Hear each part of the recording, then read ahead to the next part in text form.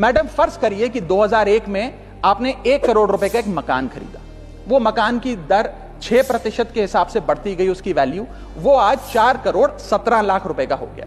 आपकी sale price 4 crore 17 lakh, लेकिन आपकी purchase price inflation adjusted indexed purchase price 1 crore नहीं, लगभग 3 करोड़ 60 लाख के आसपास आती है। यानी कि आपका sale price minus purchase price, जो प्रॉफिट ऑन सेल है, 54 लाख रुपए होता है। उस 54 लाख रुपए पर 20% के अकॉर्डिंग आप पे टैक्स लगता है। यानी कि इंडेक्सेशन वाले फॉर्मूले से आपको कुल टैक्स 10,80,000 रुपए देना पड़ता है। लेकिन जो नई व्यवस्था है जिसमें इंडेक्सेशन आपसे छीन लिया गया है, उसमें sale price 4 crore 17 lakh, cost price 1 crore, मुनाफा 3 करोड़ 17 लाख, उस पर 12.5% टैक्स, यानी कि टैक्स कुल मिलाकर आपका बनता है 39,62,000। यानी कि नई व्यवस्था में वही 1 करोड़ का मकान अगर आप बेचेंगे आज 4 करोड़ 17 लाख का, तो आपको लगभग 40 लाख रुपए टैक्स देना पड़ेगा, और पुरानी व्यवस्था में आपको मात्र 11 लाख रुपए टैक्स देना पड़ेगा। यानी कि 40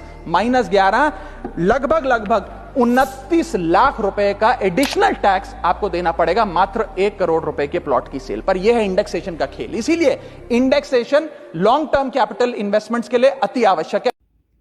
यहाँ पे दो टैक्स रिजीम को कंपेयर कर रहे हैं। एक रिजीम है जिसमें 20% टैक्स है, जिसमें इंडेक्सेशन बेनिफिट है, और रिजीम 2 है जिसमें 12.5% टैक्स है विदाउट एनी इंडेक्सेशन। तो इस वीडियो में जो एग्जांपल दिया है वो उनके पॉइंट ऑफ व्यू को फर्दर कर रहा है, बट बहुत ही एक ही एग्जांपल देने से कुछ प्रूव नहीं हो जाता।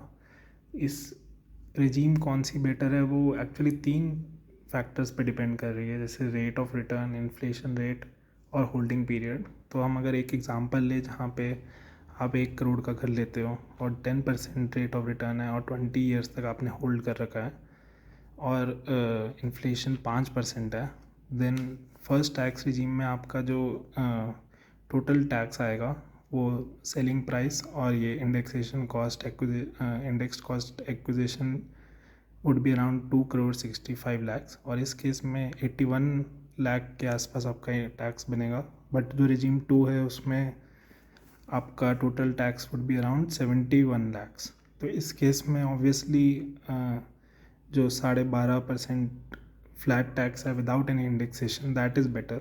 बट अगर हम दूसरा केस लें जहाँ पे holding period is for only 5 years and बाकी सारे फैक्टर्स सेम है, देन फर्स्ट टैक्स रिजीम जिसमें इंडेक्सेशन बेनिफिट है, दैट वुड बी अराउंड 6,68,000।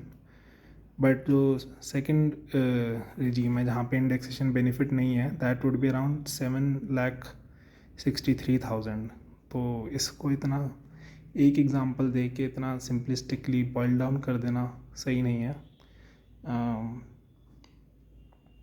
अब कौन सी टैक्स रिजीम बेटर है, जैसे जो 3 फैक्टर्स पे डिपेंड कर रहा है। इसमें एक ऑब्वियस है कि अगर समझ लो इन्फ्लेशन हमारा ज़्यादा रहता है अगले आने वाले सालों में, तो ऑब्वियस ही बात है जिसमें इंडेक्सेशन वाली बेनिफिशियल ज़्यादा होगी। बट समझ लो इन्फ्लेशन आगे आने वाले सालों में इतना ज़्यादा नहीं रहा, तब ये बढ़िया हमारे लिए वो 12.5 वाली रहेगी। और समझ लो अगर जहाँ पे आपने घर लिया है उसका रेट ऑफ एप्रिसिएशन इतना ज़्यादा नहीं रहा, तब आपकी इंडेक्सेशन वाली बेनिफिशियल होगी। बट अगर समझ लो रेट ऑफ रिटर्न्स बहुत ज़्यादा रहा या फिर ज़्यादा भी रहा और आपने बहुत लंबे पीरियड तक होल्ड करा, तो भी आपके लिए वो 12.5 वाली बेटर रहेगी। तो इसमें इतना ईजी नहीं है इसको ऐसे कौन सी बेटर है। और मेजॉरिटी ऑफ कंट्रीज़ में इंडेक्सेशन बेनिफिट देते भी नहीं है। यूएस में नहीं है, कनाडा में नहीं है, यूके में नहीं है। और मतलब जो ये नए टैक्स चेंजेस आए हैं इनको हेट करने का काफ़ी रीज़न्स हैं, ये पर्टिकुलर को हेट करने का इतना रीज़न नहीं है।